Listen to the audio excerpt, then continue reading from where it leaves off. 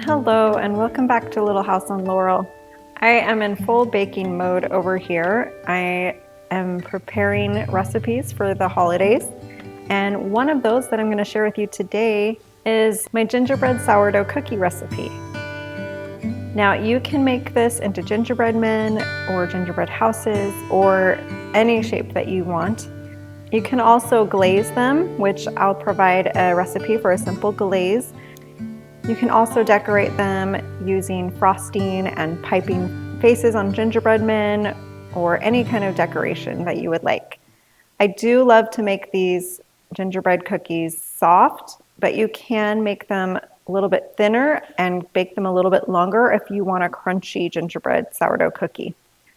I've been making gingerbread cookies since my kids were young, and it's a fun tradition during the holidays. It's great for a family night or your next holiday party. And the smell of the molasses and spices when these cookies are baking will make your home feel cozy and festive and ready for the holidays. Since I've been making gingerbread cookies for years, I wanted to turn our favorite recipe into a sourdough recipe.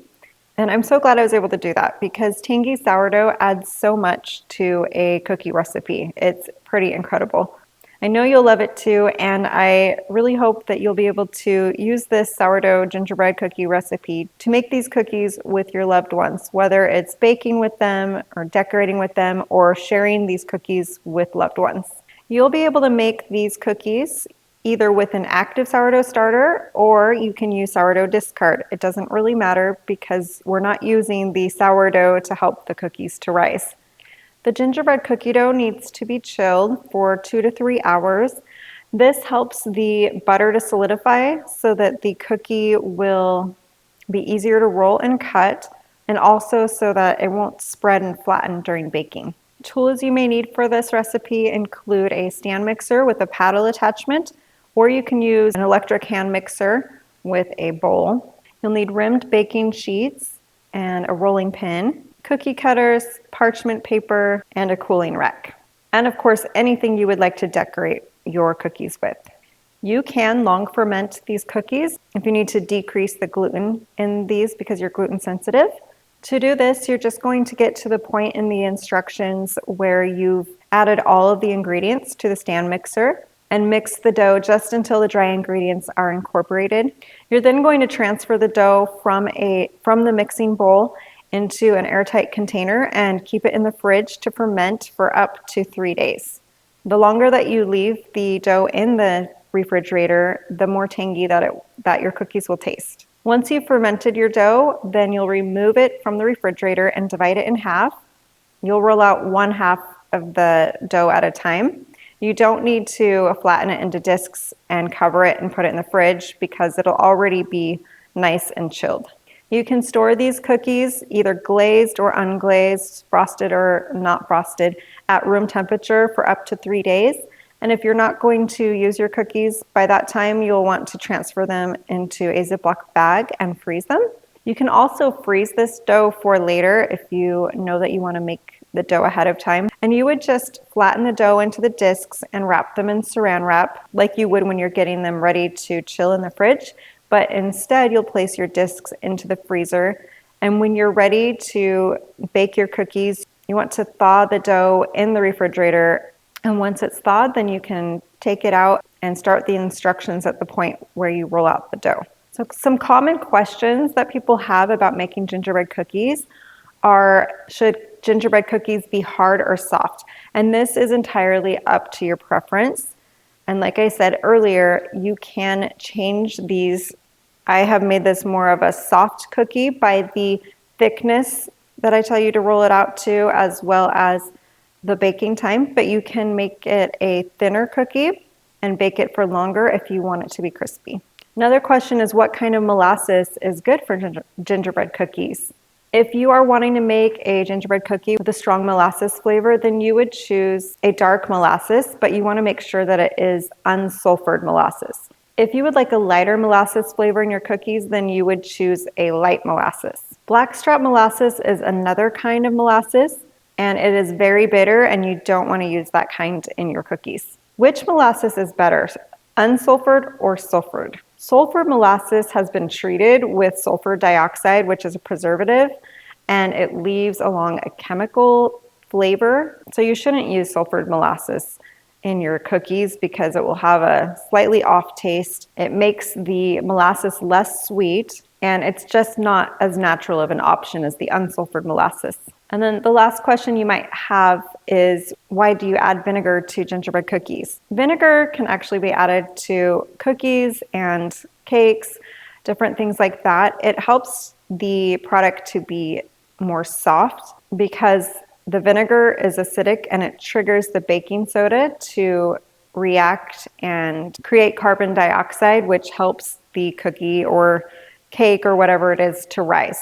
Okay, well, we're gonna get started making these gingerbread sourdough cookies. In a stand mixer, you're going to add 1/2 cup of softened butter and 1 cup of sugar. And then you'll cream those together until they're fluffy.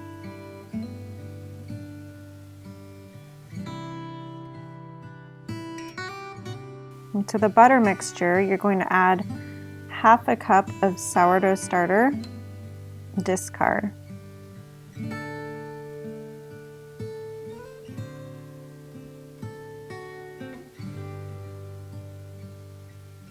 And of course, you can use active starter or you can use just the unfed discard. But that's 1/2 cup. And then you'll add to that 1/2 cup of molasses.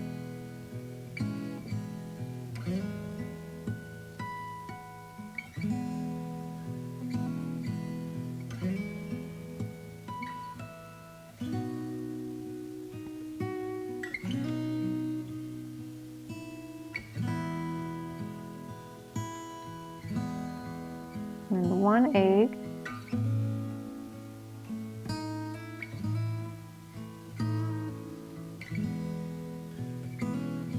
And 1 tablespoon of vinegar.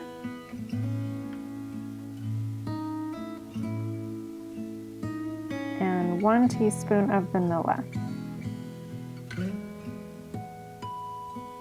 And you're going to mix all of that together at a low speed. And you can use a rubber spatula to scrape down the sides of the bowl as you go.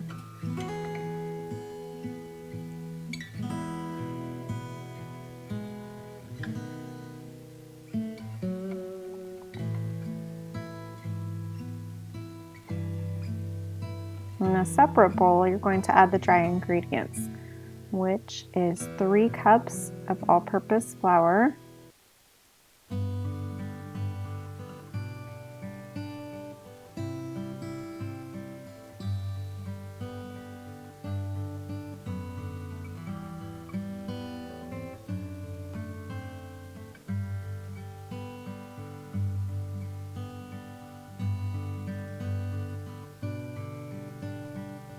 1 teaspoon of baking powder and 1/2 teaspoon of baking soda, and then 1 teaspoon of ginger,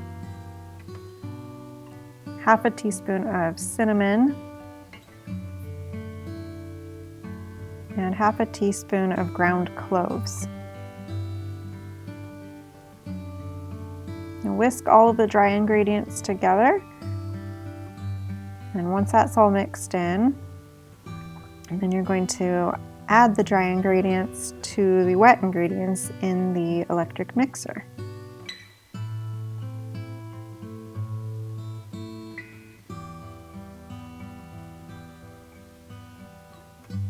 Now you want to mix that just until the dry ingredients are incorporated into the wet ingredients.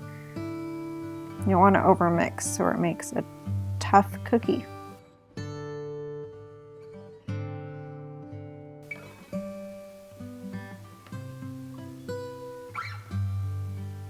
All right, so that is a good thickness right there. The dough is still a little bit sticky, but it's pretty thick. I would say almost like Play-Doh, but it's a little stickier. And that stickiness is going to go away when we put it in the refrigerator to chill. Just take that big glob of dough and shape it, and then after you've formed that into kind of a ball, you're going to divide it in half. I'm just using a bench scraper. Cut it in half. And then you're going to take each half and form it into a disc shape. And then you're going to actually grease the plastic wrap on this so that it wouldn't stick to the dough. So grease the plastic wrap, or you can use beeswax wrap, and then you're going to wrap the dough into the plastic wrap, and then it'll be ready to put in the refrigerator to chill. And then you're going to do the exact same thing over again with the other half of the dough. Now I'm getting ready to roll out the dough. It's chilled for 3 hours, so it's easier to handle now. So I'm taking one half of the dough. I'm leaving the other half in the refrigerator until I'm ready to work with it so it can stay nice and cool and less sticky.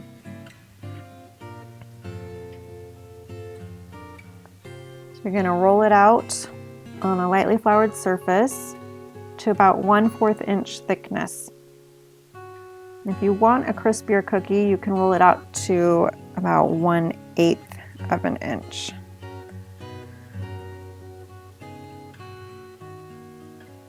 And it will be a little bit hard to roll out at first as it's still really cold, but once you start rolling on it, it warms up pretty quickly and it will start spreading out more.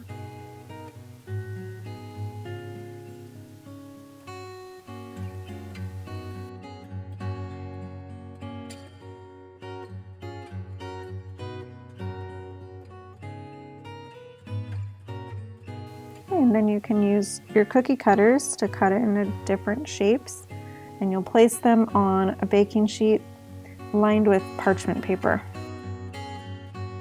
Once you cut out as many as you can, then you just gather the dough up together and make it into a disc again and roll it out and cut out more. And you just don't want to add too much flour if you can help it when you're rolling, because it will dry out the dough and your cookies will be harder.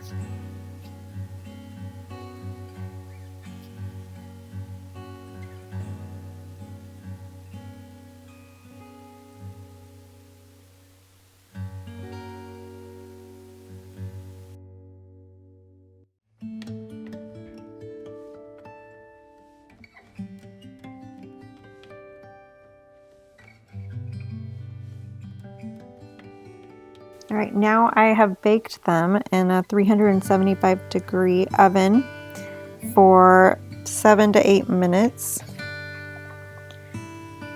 You just want to cook it until the edges are set. Now I'm making the glaze. For the glaze, you'll add 2 cups of powdered sugar,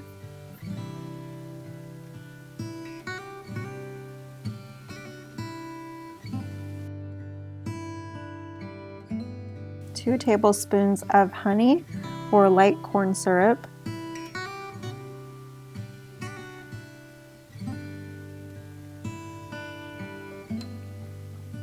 half a teaspoon of vanilla, and 2 tablespoons of milk.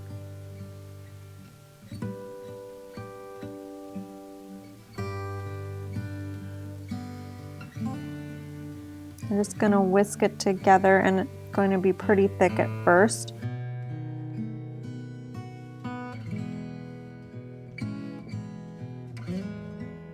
You'll just use a knife to put the glaze on, and once you set the cookie down, it'll take a minute or so, but it'll all run together and start to form a nice gloss on top.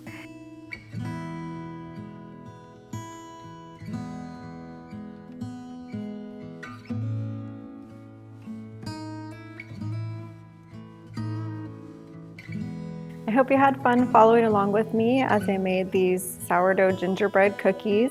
If you try this recipe and like it, I would love if you left a comment down below. I will have the printable recipe linked in the description box, as well as other fun holiday recipes. If you enjoyed this video, please give it a like and subscribe to my channel. I make new content every week with farm fresh recipes and simple living ideas to help you on your journey to a healthy and happy home. I'll see you soon.